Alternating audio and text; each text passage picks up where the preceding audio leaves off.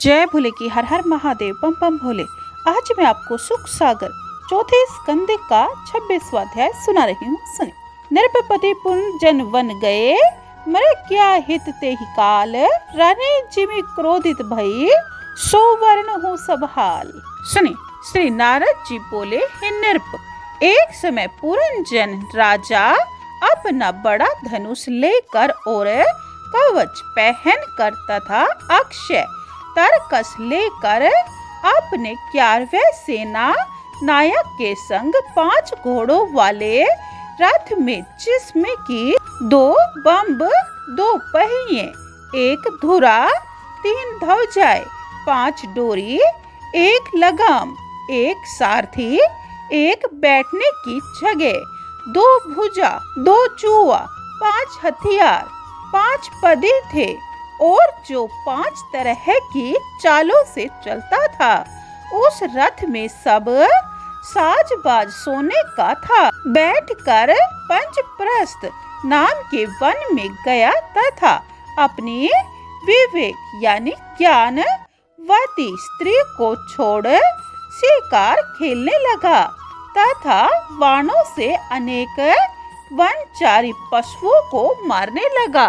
राजा को यद्यपि मरगिया खेलने की शास्त्रों में विधि नहीं है, क्योंकि उसमें पशु हिंसा होती है, परंतु फिर भी लोगों की स्वाभाविक प्रवृत्ति को रोकने के लिए यह विधान है कि जिसकी मांस की अत्यंत रुचि हो, वह राजा खाली शास्त्र से बताए हुए कुछ कार्यों में ही अनिषिद्ध पशुओं को मारकर उनके मांस से अपनी रुचि तथा उस कार्य का संपादन कर सकता है। जो राजा लोग ऐसे शास्त्र नियत कर्म को करते हैं, वह पशु हिंसा से उत्पन्न हुए पाप के भागी नहीं होते, और जो कि शास्त्र विधि का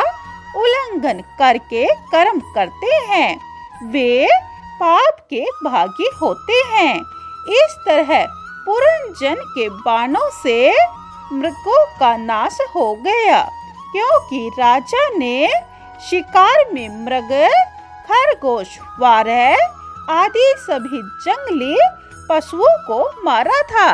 फिर वह राजा भूख और प्यास से व्याकुल तथा थका हुआ वन से लौटकर घर आकर स्नान आदि करके सैया पर पड़ गया।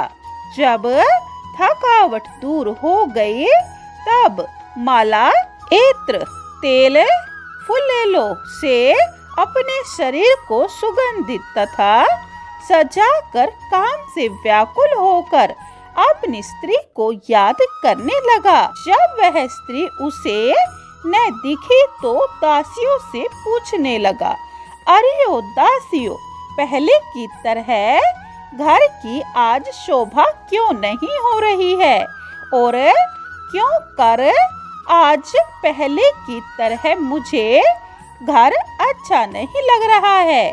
घर में मैया या स्त्री न हो तो ऐसे पहिया से रहित रथ की तरह घर में कौन रह सकता है। और दूसरे, जो स्त्री मुझे दुखों के समुद्र से उबारती थी, वह मेरी पत्नी कहाँ है। यह सुनकर दासिया बोली, हे नरनाथ, आपकी पटरानी जी कुछ कर रही है, हम नहीं जानती, वे जमीन पर पड़ी हुई हैं, आप स्वयं देख लीजिए। नारद जी बोले, स्त्री के संग के कारण उनका ज्ञान तो सब जाता ही रहा था।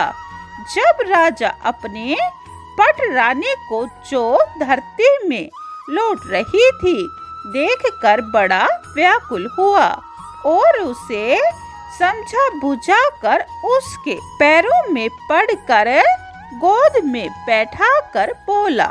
राजा कहने लगा, शोरभू, वे सेवक लोग तो बड़े ही अभागे होते हैं, जिनके किए अपराध अपने पर स्वामी उनको कुछ उचित दंड नहीं देते। स्वामी का दिया हुआ सेवक को दंड तो उसके ऊपर बड़ा ही उत्तम होता है, जिससे वह सर्वदा के लिए फिर किसी प्रकार का अनुचित काम नहीं करता है। दंड तो उसके लिए बड़ा ही शिक्षा देने वाला होता है।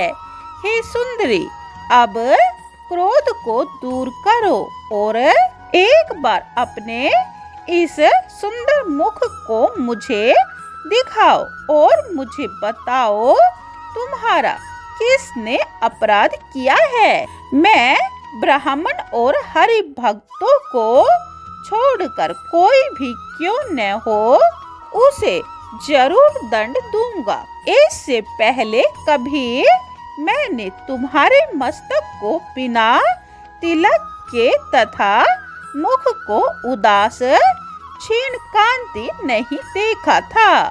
आज यह क्या कारण है कि तुम उदास और मलिन कांति हो रही हो? इसीलिए तुम बिना पूछे ही शिकार को गए हुए मेरे अपराध को क्षमा करो। मेरे ऊपर अब प्रसन्न हो जाओ।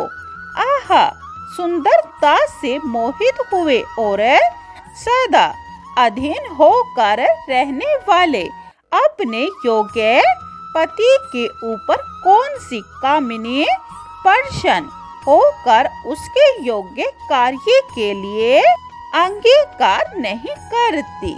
26वां अध्याय समाप्तम। जय भोले की 27वां अध्याय यह आप दूसरी वीडियो में सुने।